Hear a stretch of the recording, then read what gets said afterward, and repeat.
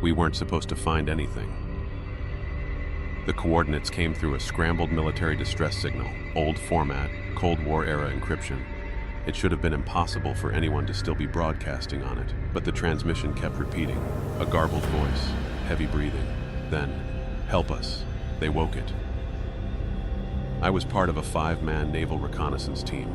Search and recovery was routine until we plugged the numbers into our nav system. There was nothing there. The Pacific Ocean, vast and featureless. The maps showed only deep water, no landmass, not even shallow reef, but the signal was real, persistent. We were ordered to investigate. We reached the coordinates 2 days later, and there it was. A jagged crescent of land rising from the ocean like a wound, shrouded in mist, pitch-black cliffs gleaming like wet obsidian, no birds, no surf, no sound at all, just the slow, low moan of wind rolling across the rocks. "Where the hell did this come from?" Carter muttered beside me. No one answered. It felt wrong the moment we got within a mile of shore. The air grew heavy, metallic. My gums tingled. Our instruments started glitching, compasses spinning, GPS freezing, radio dead. We tried logging the island's features into the system. The data deleted itself every time. By the time we docked, every man on the team was silent, staring. There was a path, carved stone stairs leading into dense jungle, too old to be recent, too precise to be natural.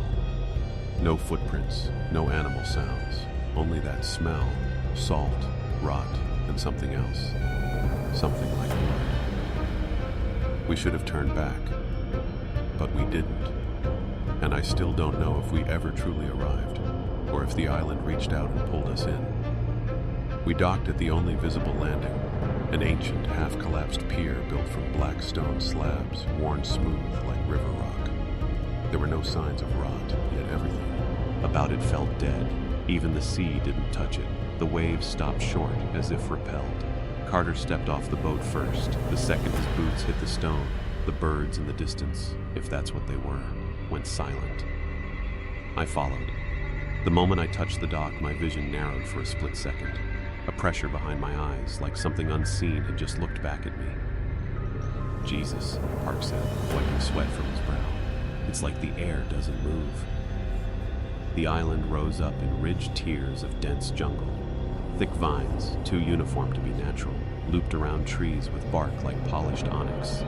Above us loomed sheer cliffs, and somewhere hidden within the jungle, I could swear I heard something breathing, slow, wet, guttural.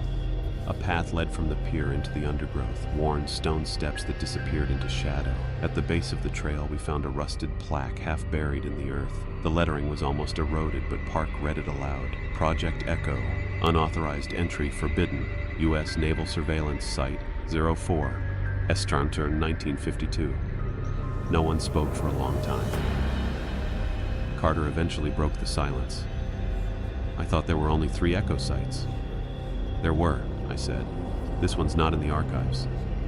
He looked up at the jungle, face pale. "Then what the hell is it?" We pressed on, weapons drawn, radios useless. And that's when we saw the first sign of life. A figure at the edge of the trees, tall, completely still, watching, then gone. We set up camp just off the path, beneath the thick jungle canopy. The trees rose unnaturally straight, their leaves shaped like open hands, casting shifting shadows that made it hard to tell time. By dusk, it was obvious our radios were dead. No comms to the boat, no pings to orbit. Park climbed to higher ground to try for signal and came back pale, whispering, "There's nothing, like the satellites don't exist." Even the sky looked wrong. After nightfall, I stared upward, expecting to see constellations, Orion, the Big Dipper, anything familiar. Instead, the stars blinked in unfamiliar patterns, and some of them moved, slowly, against the wind. "Are they satellites?" Carter asked. "They're watching," Sam muttered from the firelight, cradling his rifle. "Like eyes." I didn't correct him. I was thinking the same thing. The jungle made no sound that night. No insects, no birds, no rustling leaves. Just the occasional creak, like the trees were adjusting themselves, slowly shifting into position. I stood guard with a flashlight and rifle while the others tried to sleep, but something strange kept happening with the fire. Every time I looked away, the shadows it cast seemed to shift, not flicker, move, like they had intent. Once, I swore I saw the silhouette of a man standing behind Carter. When I turned, there was nothing. At some point, I noticed my reflection and my knife looked slightly off. The eyes were a fraction too dark, too still. I chalked it up to stress, jet lag, dehydration. But I didn't sleep. I couldn't. Because I realized something terrifying. No matter how deep the jungle was, how thick the leaves, there were no bugs. Not a single mosquito on a Pacific island. Nothing alive. Except us. At first light, we followed the carved path deeper into the island. The jungle around us had no birdsong, no buzzing, no wind, just a hollow silence too. Hat pressed on our ears until we could hear our own blood moving. We found the monolith less than a mile in. It stood alone in a clearing, a pillar of black stone rising nearly 20 feet, buried halfway in tangled roots and dirt. Its surface shimmered like oil, shifting under our gaze, reflecting not what was around us, but something else, something vast and underwater, something ancient. The stone was carved, etched with precise geometric glyphs that pulsed faintly as if lit from within. Carter reached out to touch it. I stopped him. Park was already circling the base, reading aloud what he could. Some of these are Sumerian. Others, I don't know, not human. Could it be volcanic? Carter asked. Sam shook his head. There's no volcanic rock like that. Then who built it? No one answered. We found symbols on the ground too. Concentric circles, deep grooves cut into the earth itself, perfectly symmetrical. They felt deliberate and wrong. The deeper we went into the clearing, the harder it became to think clearly. Words got tangled in our mouths. My thoughts looped, step, breath, like I was walking through syrup. Then came the hum, low, vibrational, like a tuning fork inside the skull. It built slowly, almost imperceptible until Carter suddenly dropped his rifle, clutching his ears. Blood ran from his nose. It's inside me, he gasped. We dragged him back beyond the tree line. The moment we cleared the circle, the hum stopped. Carter was shaking. I asked what he'd felt. He looked at me with wide, wet eyes. It wants to be remembered. That night, the silence was shattered. We were stationed near the southern cove, where our small patrol boat bobbed quietly offshore, our only way back. Around midnight, I heard something, not from the jungle, but from the ocean. A splash, not random, rhythmic, measured. I crawled from my tent, rifle in hand, and saw Park already staring at the water, face pale in the moonlight. You hear it? He whispered. The others emerged one by one. We gathered on the beach, watching the water. The tide was unusually still, too still, and then ripples. They spread outward from the boat in a perfect circle, as if something beneath it had surfaced without breaching. Sam flicked on his flashlight, aimed at the hull. That's when we saw it. Long, pale fingers, 4 of them, slowly retracting from the side of the boat. Not human. Jointed wrong. The skin was translucent, stretched thin over black veins that pulsed like worms beneath glass. Back up, I ordered, but none of us moved. The fingers slipped beneath the water, silent. The boat rocked once, gently, then again, harder. Then it started to sink. Not like it was taking on water. No hole, no fire. It was being pulled under. In seconds, the stern dipped sharply and vanished. The hull groaned once, then disappeared into the black. Just like that, our only escape was gone. Carter stepped forward, whispering, "Did you see the eyes?" I turned to him. "What?" "In the water," he said, "just below the surface." "No one saw eyes," Park muttered. "I did," Carter said, staring at the empty ocean. I think they were watching us the whole time, smiling.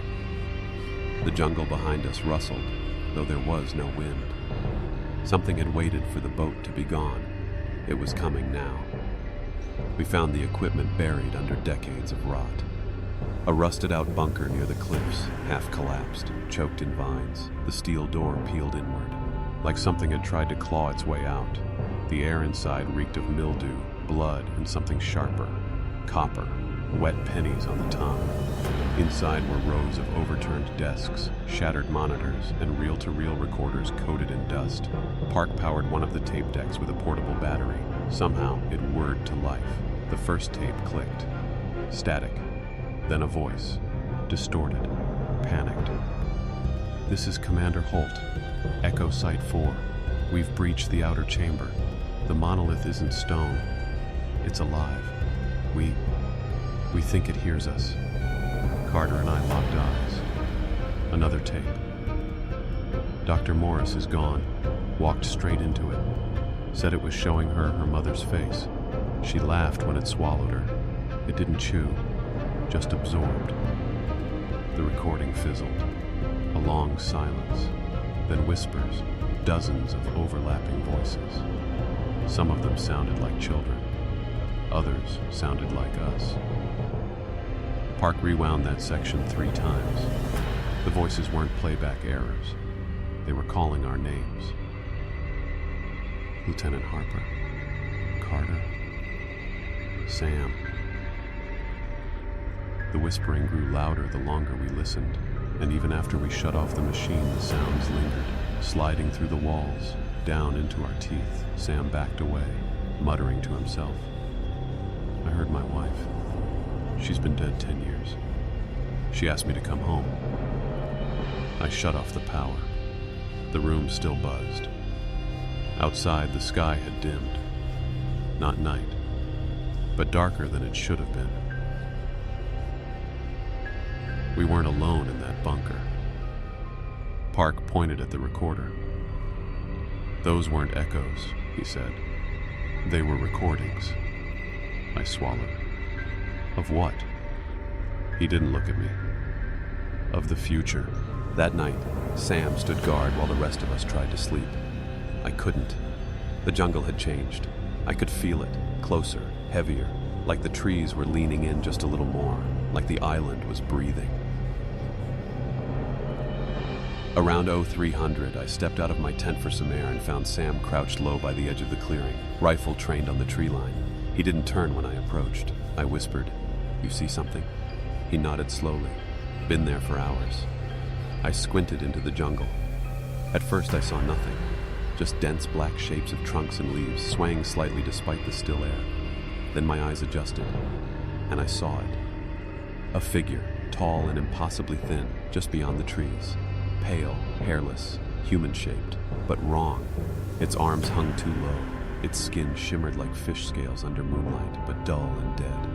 And it was watching us, not moving, not blinking, just staring. Think it's a person? Sam whispered. No, I said. It didn't shift or flinch. Even when Sam raised his rifle and clicked off the safety, it didn't move. I turned to call for Carter. When I looked back, it was gone. No sound, no rustle, no trace. But something had changed in Sam. He stared into the trees, mouth parted slightly. It spoke to me, he said. Sam. It didn't say words, just showed me home. He dropped his rifle. I caught it before it hit the ground. His eyes were welling with tears. I forgot what her voice sounded like, he whispered. But now I remember. It gave it back to me. He wasn't scared. He looked grateful, and that terrified me more than anything. The trees began humming at sunrise. It started low, barely noticeable, a deep, resonant vibration that thrummed beneath our boots and up our spines. At first, we thought it was seismic activity, maybe a tectonic shift beneath the island. But it wasn't the ground. It was the jungle itself. Every leaf, every vine, every trunk humming together, a perfect synchronized frequency. Sam knelt down and pressed his ear to the dirt. "It's talking." "Talking?" I asked. "Not to us, to itself, like a memory." Park set up the frequency reader he'd brought with him. It spiked into the red immediately, off the scale. 31 hertz, he said, voice trembling. That's below the threshold of human hearing. It's infrasound. Infrasound, the kind of deep, low-frequency sound produced by volcanoes, earthquakes, and sometimes used in psychological warfare. It causes nausea, hallucinations, and dread. The kind of sound that affects your body without your permission. Within an hour, we were all sweating, disoriented. Headaches bloomed behind our eyes. Carter vomited behind a tree. I saw veins on his neck pulsing unnaturally fast. But we didn't leave. We just kept listening. That was the worst part. We couldn't stop. Like the sound was wrapping around our thoughts, tuning us like instruments. We started to hear words, shapes behind the sound, murmurs in our blood.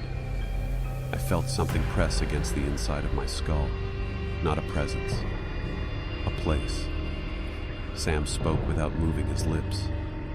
They buried it under the roots, he said, and now it's dreaming of being free. Who buried what? I asked. He blinked slowly, like surfacing from a deep sleep. Then he looked at me and whispered, "It's remembering us." We stumbled into the clearing by accident. The jungle had been guiding us without us knowing. Paths shifting behind our backs, trees that weren't there an hour before, roots curling just enough to force our steps in a new direction. We didn't notice until it opened. An unnatural circle, 15 meters wide, silent as a tomb. No trees grew there, no grass, just scorched earth and bones, hundreds of them. Animal skeletons mostly, twisted, brittle things, everyone arranged into intricate spirals. Birds laid flat like puzzle pieces. Monkeys curled in fetal positions, jaws agape. Some of the remains were fresh, flesh torn but not eaten. No signs of predation, no signs of struggle, just placed. Carter knelt beside a boar carcass. These weren't killed. They gave up, laid themselves down. He looked sick. Sam was murmuring to himself again. Something about the patterns, about the perfect geometry of death. I snapped at him to shut up. In the center of the spiral was something worse. A human jawbone, small, child-sized. Park refused to step inside the circle. "It's not for us," he said, backing away. "It's not meant for us." I agreed, but Sam walked right in. "Don't," I barked, reaching for him. Too late. He stopped in the center, eyes wide, pupils blown open like he'd been drugged. "It's warm," he said, voice flat, "like skin." I stepped forward to drag him out, and that's when I saw the earth breathe. Just a slight ripple, barely noticeable, but the soil rose and fell beneath Sam's boots like something massive was sleeping just beneath. He looked up at me and smiled. I think it knows I'm listening now. That night, none of us slept. We tried. We lay in our tents, sweating through our clothes, the jungle pressing in from all sides. The hum was gone now, replaced by a stillness that felt even worse, like it was holding its breath, waiting. That's what. And the dreams began. I was underwater, weightless, sinking through blackness. Something ancient swam past me, titanic and slow. I never saw its shape, only a massive eye opening in the dark. And I knew that it saw me, knew me, loved me. It whispered my name inside my skull. I woke gasping, soaked in cold sweat. Everyone else had the same look, hollow, distant. We didn't even speak until the sun had fully risen. Sam was already sitting up, legs crossed, smiling faintly. "Did you see them?" he asked. "See what?" Park mumbled. "The faces. In the water." We all froze. Carter nodded slowly. They were screaming, but it wasn't pain. It was joy, like they wanted to drown. I felt sick. Park grabbed his field journal, flipping pages. "We're sharing the same dream," he said. "Collective hallucination. Psychological contagion. No, Sam said, his voice too calm. They're not dreams. What are they then? Sam turned and stared at us with eyes far too still. Memories, he said. It's giving us what it remembers. We're just waking pieces of it now. We packed camp in silence. Even the air felt wrong now, like it had weight, like we were breathing in something more than oxygen. I checked my watch. It had stopped at 3:33 a.m. So had Park's and Carter's. The exact time we all woke up. The jungle rustled gently, though there was no wind, and somewhere, just beyond the trees, something exhaled. By morning, Luis was gone. He'd taken first watch, said he needed the quiet to settle his nerves. I'd agreed. He was sharp, disciplined, level-headed, the one guy I trusted to not lose it out here. But when we woke, his rifle was leaning against a tree, his boots neatly placed side by side. Tracks led 5 feet into the undergrowth, and then just stopped. No signs of struggle, no broken branches, no blood, just gone. Park crouched near the tree line, scanning the soil. No prints passed here. It's like he evaporated. Carter muttered, "People don't just vanish." Sam, arms folded, stared at Luis's boots. Maybe he heard it. "Him," Carter snapped. "His name is Luis." Sam didn't react, just turned and wandered back to camp. We spread out and searched the surrounding area for hours, calling his name, retracing our path, firing off signal flares. Nothing.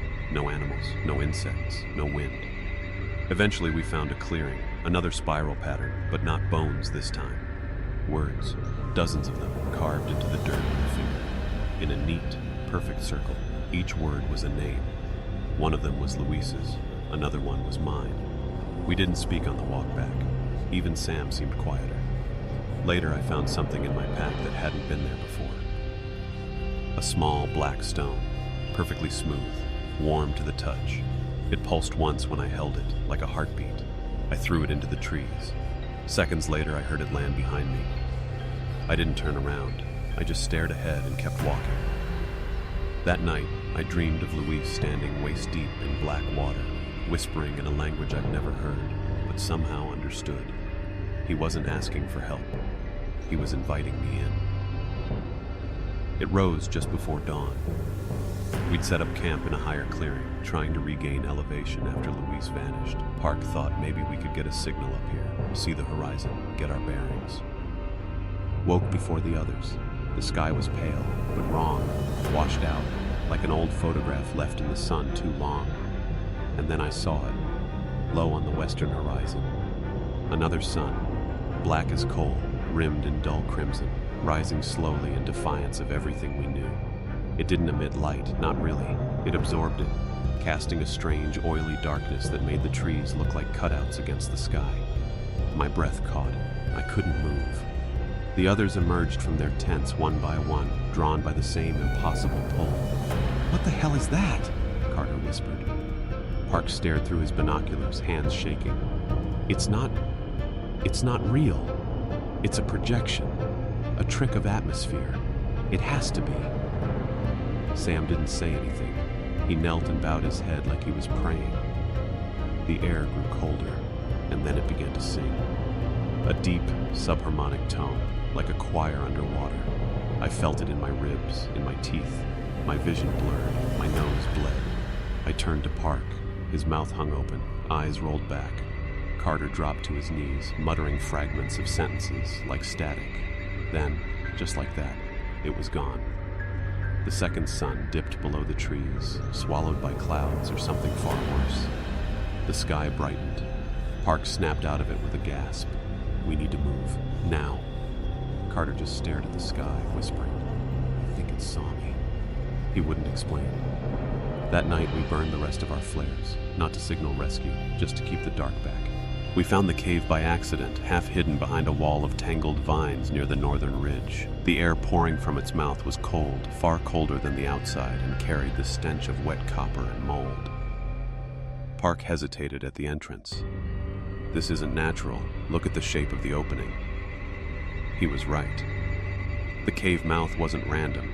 It was symmetrical, oval, tall and narrow like a cathedral archway. Carved. Almost grown. Inside, our flashlights barely pierced the black. We moved slowly, boots crunching over soft dirt and brittle bones. Animal, mostly. Some not. 50 meters in, the walls changed. They shimmered under our light like slick charcoal. Then we saw the first drawings. Crude figures, humanoid, bent backward, arms raised toward a towering form with too many limbs, too many eyes. It loomed above them like a god. Below it, more figures bowed in reverence. Some were faceless. Others had gaping mouths full of vertical lines, teeth, maybe. Others were dissolving into black waves. It's a creation myth, Park muttered, or a warning. The next chamber went deeper. Here, the drawings grew more complex, detailed, familiar. One of the painted men wore modern gear, navy fatigues, an insignia that looked like Echo Site 4. It was surrounded by flames. "That's us," Carter whispered. The final image chilled my blood. It showed the monolith, floating in midair, glowing, ringed by hundreds of outstretched hands, and beneath it, a pit. A mouth, open, waiting. Sam stood transfixed, touching the drawing with his fingertips. "They drew this before we arrived," he whispered. "They remembered we'd come." "Who did?" I asked. He turned to me, eyes glassy. "The ones who lived inside the stone." We returned to the shore, what was left of it. The tide had pulled back much farther than it should have, revealing strange coral formations along the shallows. And towering structures twisted like broken spires forming a ring just offshore. Park said they looked artificial, engineered. They didn't belong here. We suited up for a shallow dive, Park, Carter, and me, while Sam remained on shore, staring out across the sea like it was talking to him again. Visibility was poor. The deeper we swam, the darker it got, until the light from above vanished, swallowed by murk. Then we saw them. The coral wasn't coral at all. It was bone. Pillars of fused human and animal remains, stretching upward like sculptures made by something that had only heard of people but never seen one. Skulls melted into ribs, fingers embedded in spines, and embedded in every surface, eyes. Hundreds of them, some real, some carved, some still moist, still twitching. They were watching us. I turned to Park. He froze mid-swim, flashlight beam fixed on a massive skull, maybe 6 feet wide, partially buried in the silt. Its jaw was open in a silent scream, ringed with concentric rows of teeth like a lamprey. Carter signaled to surface. As we rose, the temperature dropped. The water itself pulsed, like it had a heartbeat. Then a shape passed below us. Huge, slow. It didn't move with fins or limbs. It glided like it didn't displace water at all. When we broke the surface, Sam was gone. No footprints, no gear, just his voice, faint and hollow, echoing from nowhere and everywhere at once. "Don't look down." Carter climbed onto the sand, breathing hard. That thing, it wasn't swimming. I asked, "Then what was it doing?" He didn't answer, because we both knew it was circling. That night, we heard it. Not just whispers, this time, a voice, clear, low, inhumanly calm. It came from beneath the ground. We were huddled inside the ruins of a stone outpost we'd found inland, half buried, roof long since collapsed. Carter had finally fallen asleep, exhaustion overtaking terror. Park and I sat against opposite walls, weapons cradled in our arms. The radio hissed, even though it hadn't worked in days. Then the floor vibrated. Not like footsteps or an earthquake, more like something massive shifting far beneath the surface. The ground seemed to breathe. And then the voice came. "You've come so far to be devoured." Park sprang to his feet. "Did you hear that?" "I did," I whispered. "This is the end of your beginning." It was everywhere, in the walls, in our heads. Carter jolted awake, eyes wide. "It's under us," he croaked. "It's listening." Park slammed the radio off, but it kept hissing. Now the frequency was deeper, a rumble laced with wet clicks and distorted speech. Words in no human language, but I understood one thing. A name, spoken not in syllables but in pressure, weight, presence. Something old, something buried. Carter suddenly started clawing at the dirt floor with his bare hands. It wants through. It's right beneath us. We're standing on its lid.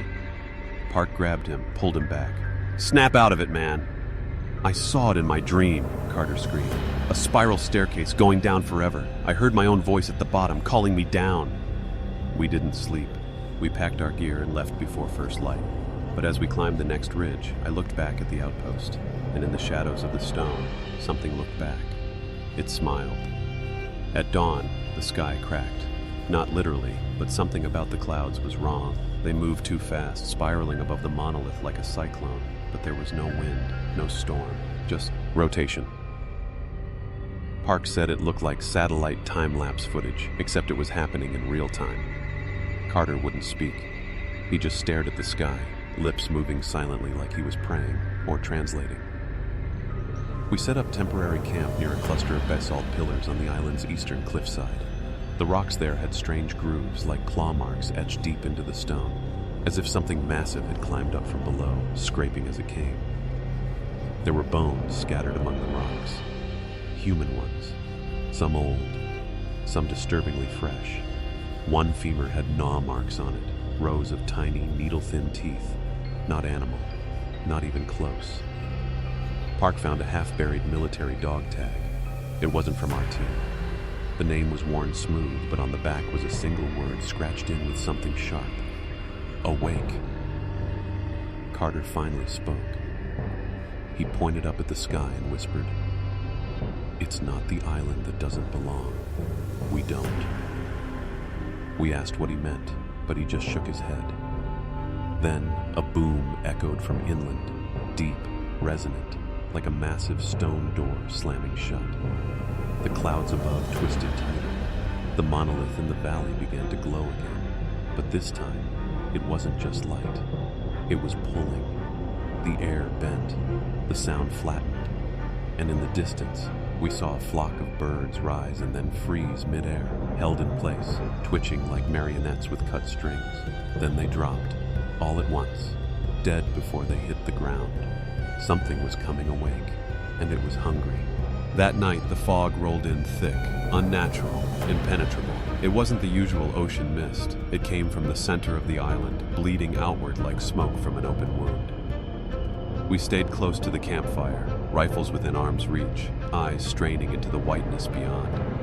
Even the firelight felt smothered, its glow swallowed before it could touch the trees. Carter was rocking again, whispering nonsense syllables. Park kept his eyes on the tree line, scanning like a soldier on watch. "Don't move," he whispered suddenly. "Something's out there." Then we heard it. Footsteps, slow, deliberate, crunching leaves, cracking twigs. But not from one direction, from all of them. Shapes moved in the fog. Not animals, not human. I aimed my flashlight into the white wall. Nothing, just swirling mist and empty space. Then something stepped into the light. It looked like a man at first, tall, broad, but wrong. Its skin was translucent, veins pulsed beneath it like jellyfish tendrils. Its head was tilted too far, like it didn't understand how necks were supposed to work. Its mouth was open, but it didn't speak. It clicked. The sound was insectile, layered, like it came from a throat lined with chitin. Then more shapes emerged behind it. 5, no, 10, each one taller than the last. We backed toward the rocks, but they didn't follow. They just stood there, watching. Then the first one pointed to Carter, and Carter, trembling, weeping, stood and walked toward it. "No!" Park shouted, grabbing him. But Carter didn't resist. He looked at us, eyes glassy, and whispered, "They promised I won't dream anymore." He stepped into the fog and vanished. Carter never screamed. That's what haunted me most. He simply vanished into the white, swallowed by the fog and the things inside it like he was always meant to go. Park and I waited for hours, weapons ready, ears tuned for footsteps or breath or anything human, but the fog only deepened, thick and sour like rot in our lungs. By morning, it cleared, but Carter was gone. No tracks, no blood, no sign he ever existed, only a trail. A narrow footpath we hadn't seen before, twisting through the basalt rocks in a perfect spiral. Each stone along it had the same symbol carved shallow into the surface. A coiled shape, not quite a snake, not quite a wave. I knelt beside one and touched the carving. It was warm. Park didn't want to follow it. This island's a trap. The further in we go, the more it knows us. But I felt drawn. Not like curiosity, like gravity. Each step down the spiral grew colder. Birdsong faded. Even the wind stopped. The air pressed in close, like walking underwater. We reached a clearing. In the center stood a doorway, not a building, just a doorframe of black stone standing upright with nothing to support it. No hinges, no seams, just a threshold. Beyond it, nothing but darkness, pitch black, a vertical cut in the world. I approached. The air vibrated, my teeth ached. And then, I heard Carter's voice, faint, from inside. "Come down, it's beautiful." Park grabbed my shoulder. "We're not going in there." But I stared into the black, heart pounding, because I saw something move inside the dark, and it waved. We didn't go through the doorway, not yet. Park insisted we head back to camp and regroup. We needed supplies, a map, anything to keep us tethered to sanity. But the spiral trail felt longer on the way back. The trees had shifted, the sun was wrong. Even the birds didn't sound right anymore. When we reached our camp, we stopped cold. Carter was sitting by the fire, back straight, calm, smiling, like nothing had happened. Park raised his rifle instantly. "That's not him." Carter looked up slowly. "You left me," he said. His voice was perfect. Tone, cadence, every detail. But the eyes were wrong, too dark. No whites, just bottomless black pools with no reflection. He stood. Park stepped forward. "Where did you go?" Carter tilted his head. "I told you. Down." He lifted his arm, and the skin along his shoulder stretched, then split. It peeled. The whole figure unraveled like paper soaked in water, sloughing off in ribbons to reveal what wore him. It was faceless, a mass of sinew and twitching veins in the shape of a man, but it was trying to become Carter. His eyes, his mouth flickered on and off like a broken projection. Park opened fire. Bullets tore into it, but the thing didn't bleed. It collapsed like a puppet with cut strings twitching. Then slowly, it crawled backward into the woods. Not walked, crawled, fast. We torched what was left of the skin suit. The fire turned green, and for a moment, I heard my own voice echoing in the smoke. "It'll wear you next." We didn't sleep that night. Park stood guard with his rifle clutched tight. I stared into the dying fire, still smelling the strange green smoke from the faceless thing's remains. Neither of us spoke for hours, but the silence didn't last. Something was whispering, not out loud, inside our heads. The voices weren't ours. They were layered, like wind and gravel tumbling through glaw. As sharp, distant, wrong, words we didn't recognize. But underneath them, I could swear I heard Carter again. "Don't trust the ground," he murmured. "The island's awake." The next morning, we tried the sat phone again. Still dead. No signal, no power. Even the batteries we hadn't used were drained, like the island fed on them. We had one plan left. Get to the north side where the cliffs dropped into the sea. We'd seen wreckage there during our first flyover. Maybe an old lifeboat. Maybe a flare gun. Something. The hike was worse than I remembered. The terrain shifted underfoot, sand turning to sludge, trees seeming to bend ever so slightly away from us. And then we came to the beach. A vast expanse of gray sand, silent and smooth, except for footprints. Hundreds of them. Bare, human, and all walking inland. No prints leading to the shore, only from it. Park crouched near one and touched the edge. "These aren't old." He was right. The prints were fresh, and every single one was facing the exact same direction, toward the spiral path. That's when the sand began to hum. It vibrated, no sound, just sensation, buzzing in the soles of our boots and in our skulls. Then, faintly, beneath our feet, we heard a voice say, "You're not supposed to be here." The moment the voice whispered from the sand, we bolted. We sprinted across the beach toward the northern cliffs, the vibration chasing us like a living pulse. Behind us, the footprints in the sand moved. They shifted subtly, twisting to face us. Park shouted over the rising hum, "It knows we're trying to leave!" We reached the edge of the island's jagged cliffs, panting, sweat cold on our backs. Below, the sea roared far too loud, the waves slamming against the rocks in unnatural rhythms, like breath, like a heartbeat. But something caught my eye in the surf. Wreckage. A rusted lifeboat, half buried in rock and barnacle. We scrambled down the side of the cliff, clutching roots and rock until we reached it. The boat was old, too old. A plaque on the side read, USS Marshall, 1953. My stomach turned. That ship had vanished decades ago. Inside the boat, bones. Human remains, dressed in tattered Navy gear. A journal sealed in a rusted ammo box. I pried it open with trembling hands. Park read over my shoulder as I flipped through it, pages stained with salt and blood, the final entries scrawled in near illegible panic. The island moves. We thought we'd gone inland, but we were back on the beach. It keeps us here. It wears us. It becomes us. Do not go near the black doorway. It showed me myself, already dead. Suddenly, Park grabbed my arm. His face had gone pale. He pointed inland toward the tree line. Someone was standing there, watching us. It was me. Same clothes, same face, staring back with cold, curious eyes. And when I stepped forward, the thing smiled, my smile. Then it turned and walked silently back into the jungle. We didn't speak for a long time. Park and I just stood there, staring into the jungle where the thing wearing my face had disappeared. It hadn't run or lunged or even tried to trick us. It just walked away, calm, like it had all the time in the world. Park finally broke the silence. It's studying us, learning. I nodded, still gripping the journal like a lifeline. My hands were shaking. It already knows what we are. It's practicing being us. We climbed back up the cliff, but everything felt wrong. The rocks weren't where they had been. The path back was twisted, overgrown. It was like the island shifted behind us, rearranging itself. By the time we reached the jungle's edge, the sun was in the wrong part of the sky. But the worst part? We found our old camp. Our gear was still there, but the fire was burning fresh. Not embers, flames.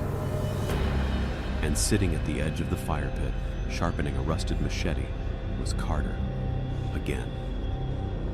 But this one didn't move, didn't blink. It just watched. Park stepped forward. "We burned you."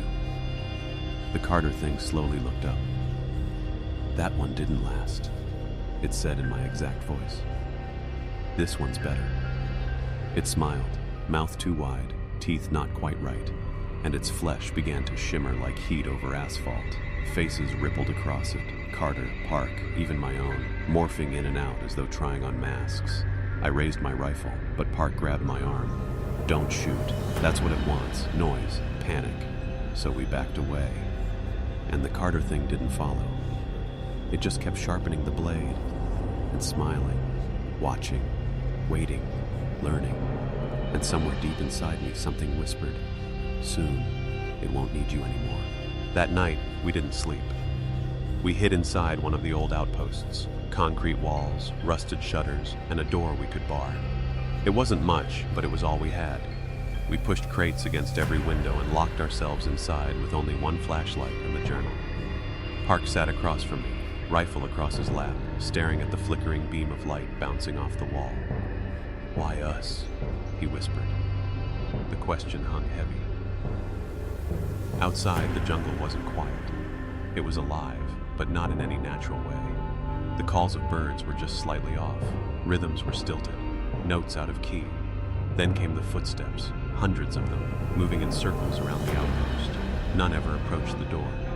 They just circled, like a ritual, like we were being contained. Then the voices began. First one, then another, then dozens, and they all said the same thing. Come see. Over and over. In Carter's voice, my voice, Park's voice, a child's voice, a voice that sounded like my mother. Park stuffed his ears with cotton, tears in his eyes. It's in our heads, he muttered. It knows who we are. It knows what'll break us. I tried to focus on the journal.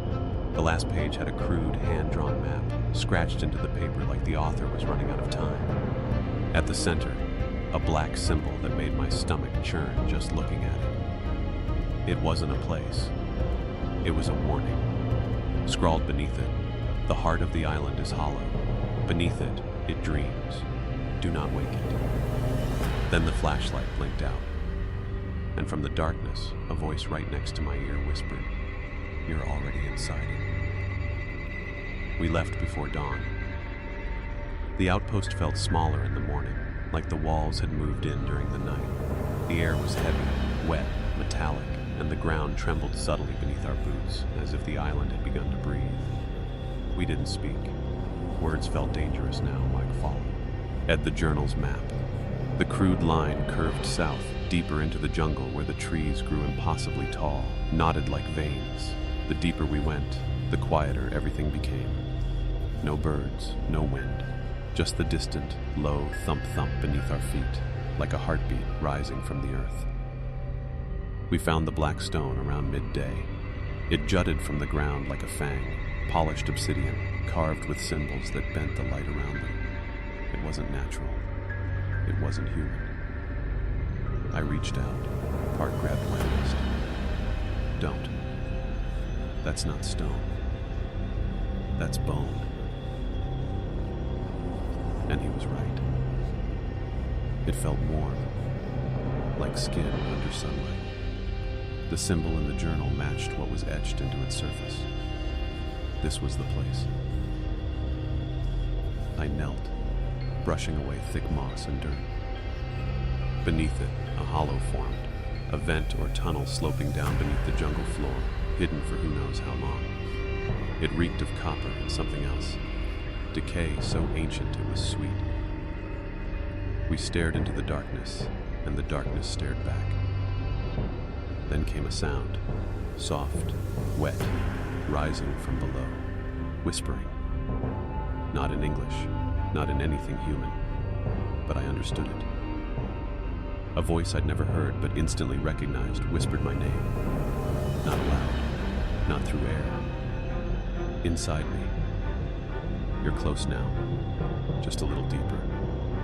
Come see what dreams in the dark. Park backed away.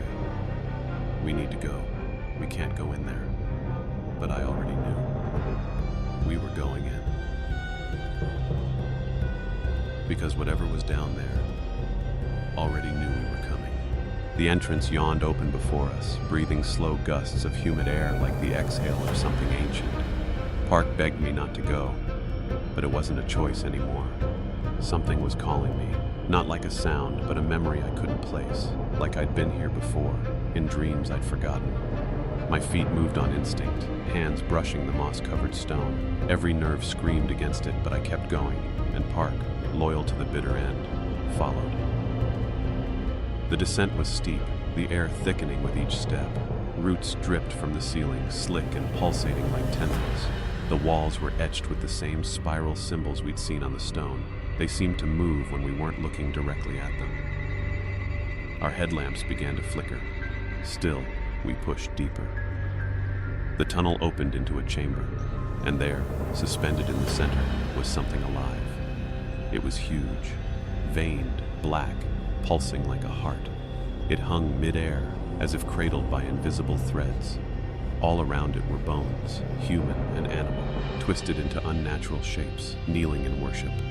Park clutched his rifle tighter, his face pale. We need to burn this thing, now. I nodded, but my hands didn't move, because I wasn't in control anymore. I heard it again, my mother's voice, soothing, warm. You were born for this, sweetheart. Just reach out, let it in. I took one step forward. Park aimed his rifle at the pulsing mass. "If you take another step, I swear to God, I'll shoot." The chamber vibrated. A noise like thousands of mouths opening at once filled the air. And then, the heart opened its eye. It was watching us, and smiling. The eye didn't blink.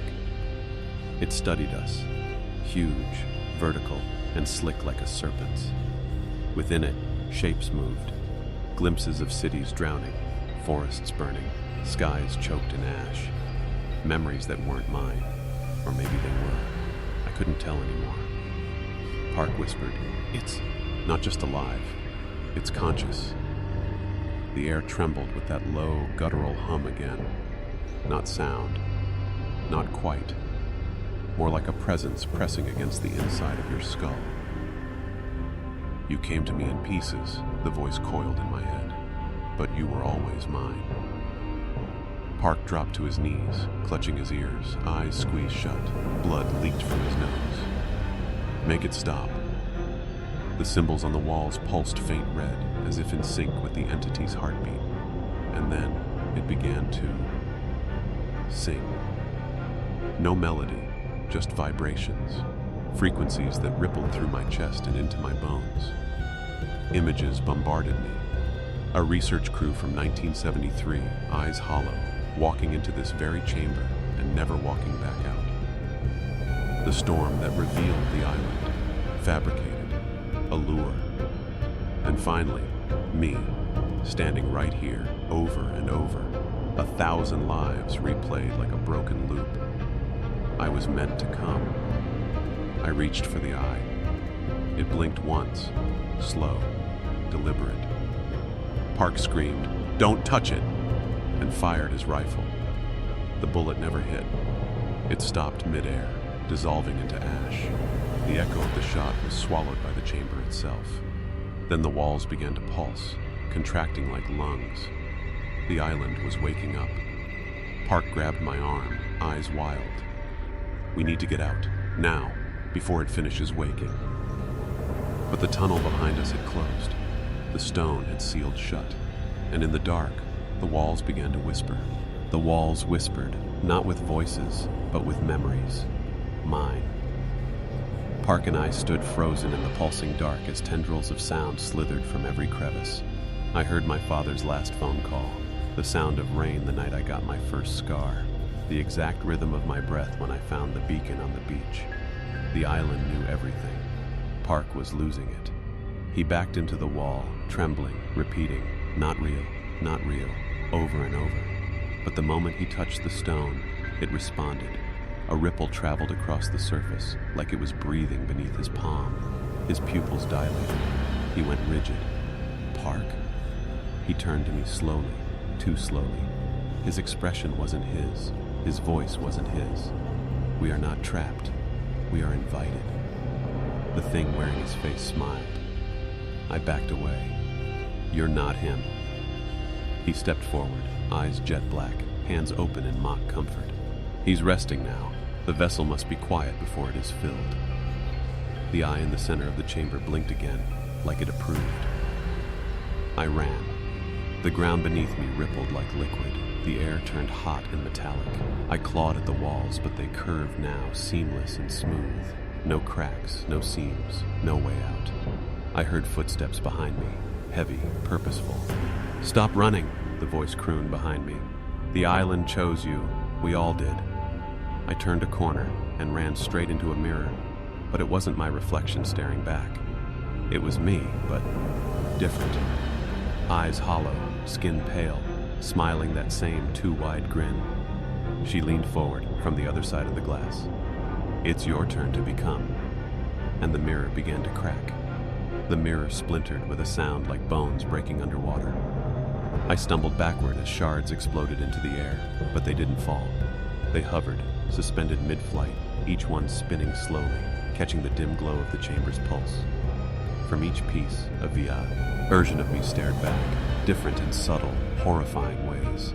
One wore a navy uniform stained with blood. Another was missing eyes, her sockets crawling with tiny fingers. A third was smiling as her flesh peeled back, revealing something slick and chitinous beneath.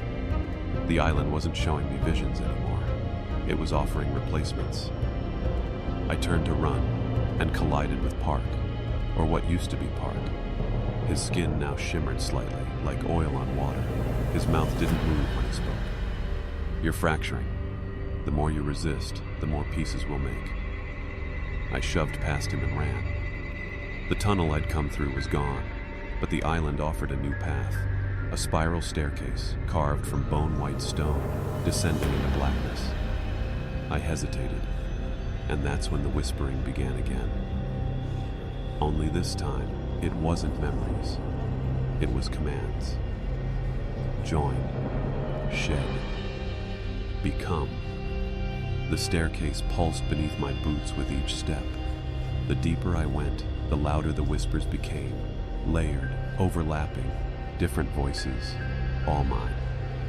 I reached a chamber at the bottom, circular and cold. In the center, a stone table. Carved into it were dozens, hundreds of names. My name was the last, freshly carved, still bleeding. I heard a rustle behind me and turned. Dozens of figures stepped from the shadows. All of them were me, all smiling. "Welcome home," they said in unison. I screamed, and the chamber swallowed the sound. They circled slowly, the versions of me, distorted reflections, each warped by some unseen trauma or transformation. Their skin varied, some bloated and wet like they'd drowned, others burned or faceless, all staring with identical hunger. I backed toward the wall, heart thundering. "No," I whispered. "You're not real." One of them stepped forward, my uniform torn, face half rotted, voice delicate and familiar. "We were real. Once." She raised a hand toward my face. "We remember being you, but the island changed us." Behind her, others nodded in silent agreement. One of them had no mouth. Another clutched a soaked journal. Mine. "I'm not becoming one of you," I said. "I'll fight it." They tilted their heads in unison. The rotted one leaned in, inches from me. "You already are." Then the ceiling groaned. A massive stone disc overhead rotated slowly, revealing a dark opening above, a shaft lined with pulsing red glyphs that spiraled up into blackness. From it descended a sound I hadn't heard before. Not a voice, not music, a call. It sank into my bones. It knew me. The others fell to their knees, whispering in a chorus I couldn't decipher. And then I saw it. A silhouette descending through the shaft, shifting, massive, human only in outline. My blood turned to ice. I wasn't meant to survive the island. I was meant to prepare it. The thing landed softly behind the circle of me clones. They parted, heads bowed. Its face shifted constantly, cycling through my own. "Your shell is almost ready," it said with my voice. Then it reached out. I ran. Into a tunnel of bone and teeth, blind with panic, the sound of my own laughter chasing me in the dark.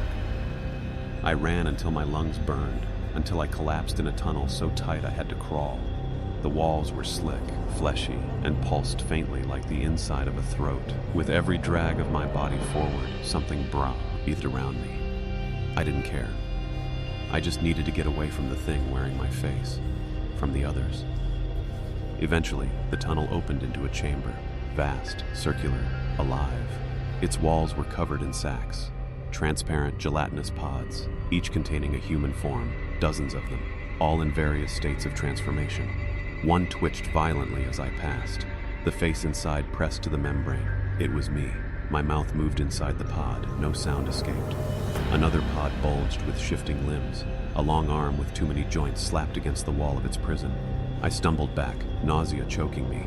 In the center of the chamber stood a kind of altar, surrounded by roots that pulsed like veins. Black liquid pumped through them, flowing into the pods. I approached it, compelled. A slab of stone was embedded in the floor. My name was carved on it again, this time next to a word I couldn't read. The moment I touched it, the entire room shuddered. And I remembered a flash of being pulled from the ocean, of hands covering me in something sticky and warm, of whispers in my ears telling me I was chosen, perfect, almost ready. They hadn't sent out a distress signal. They'd lured me here. This wasn't a rescue mission. It was harvesting. I backed away, then stopped. One of the pods had just ruptured. Inside, something with my face was crawling out. Its mouth opened. You can't run from yourself. I turned and ran, not caring what direction, until my boots struck open air and I plummeted. The fall wasn't far, but I landed hard on cold, wet stone. My head cracked against something sharp. For a second, everything went black. When I came to, the sky was visible above, only it wasn't the same. The stars were wrong, spirals where constellations should be. A second moon, fractured and leaking red mist. Time meant nothing here. I was in a crater, circular and ancient, ringed by monoliths etched with pulsing veins of gold. Symbols danced on their surface, fluid, writhing, alive. And in the center stood it, the entity, the one that wore my face, now fully formed. It wasn't just a copy, it was something older, using me as scaffolding. A god made in my image. Around the edge of the crater, dozens, maybe hundreds of them gathered. Others it had replicated. Former soldiers, explorers, researchers, every one of them twisted versions of their originals. I was the final piece. "You brought me here," I shouted. "Why me?" It stepped closer, smile carved across its borrowed face. You were a doorway, the last clean line of code, the final uncorrupted echo. You were never you, just waiting to be rewritten. The crowd began to chant, not with mouths, but with a frequency that vibrated my teeth. The ground cracked beneath me, my skin buzzed, blood surged behind my eyes. I fell to my knees. "Become," it whispered. My veins lit up like wiring. I screamed, not just from pain, but because, for one terrifying second, I wanted to. And somewhere inside, something else screamed back, not ready to let go. Not yet. The light inside me surged, white hot, searing, and something snapped. Not broken, but released. My scream turned into a roar, and the entity staggered back, its grin faltering. The monoliths flickered like dying stars. The crowd around us wavered, then hissed, in unison. It was afraid. For the first time, it didn't understand. "You built me as a door," I said, voice trembling with fury. "But you forgot what happens when a door slams shut." I grabbed the nearest stone. It burned in my hand, but didn't melt. Whatever force had awakened in me, it wasn't theirs. It was mine. I was no longer just a copy of a man. I was the original, tempered in terror. And I was done running. I plunged the stone into the ground. The effect was instant.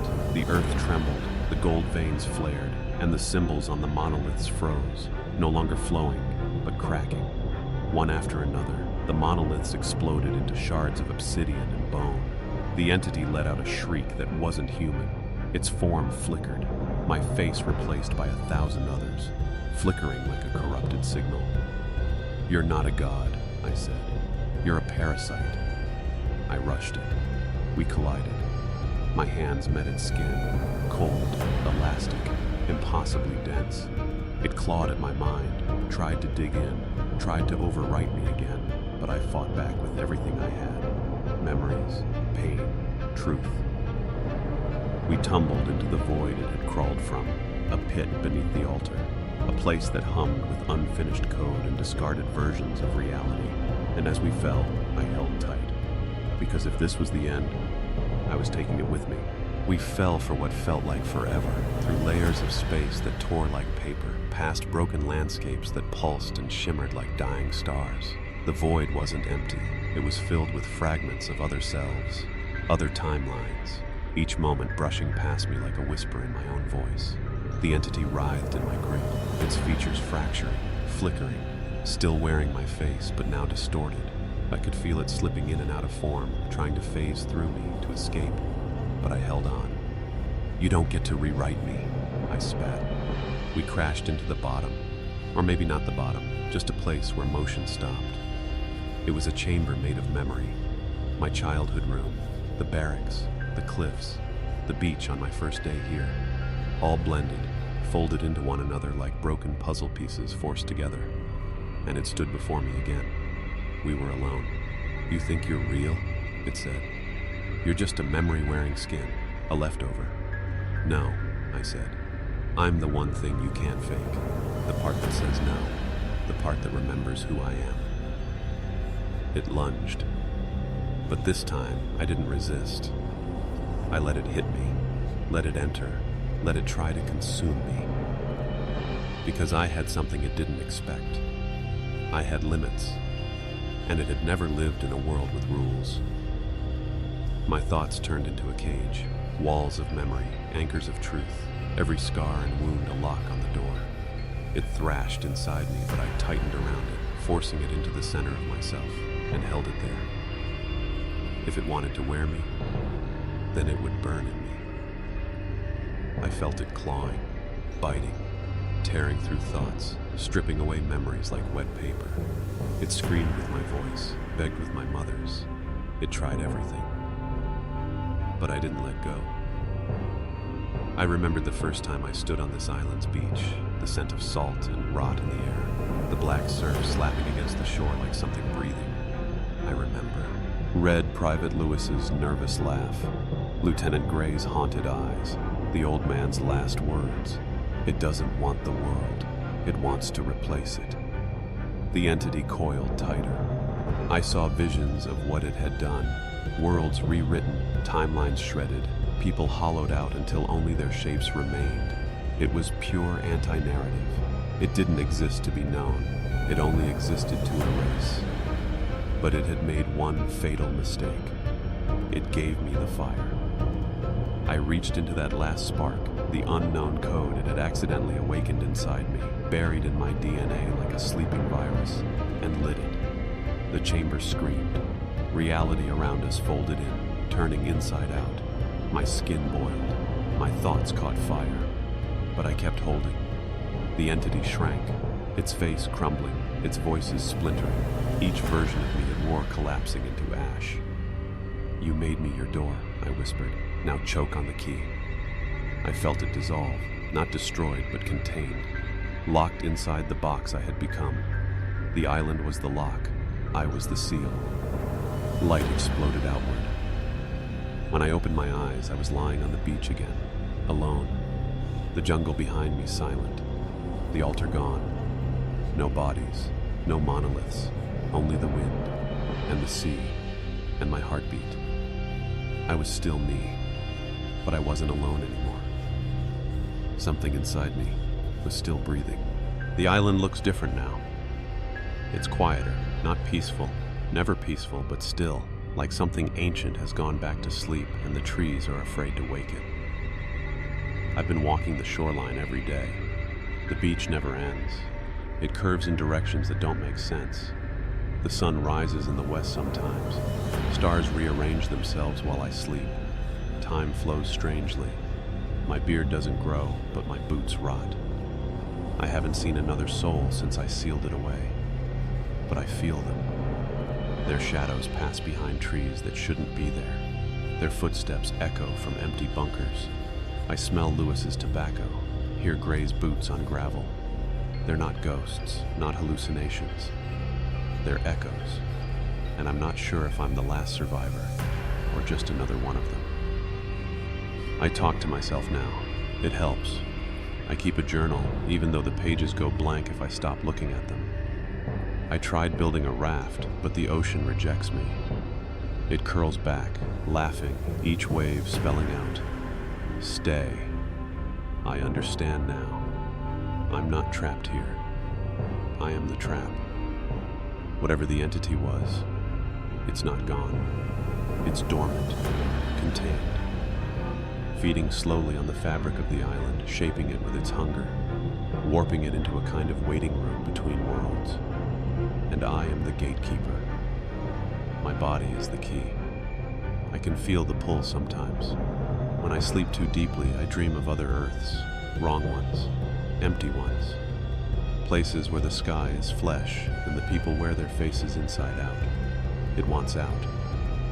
But as long as I breathe, it stays in. The island remembers, and so do I. If you're reading this, never come looking for me. Some doors should stay closed, forever.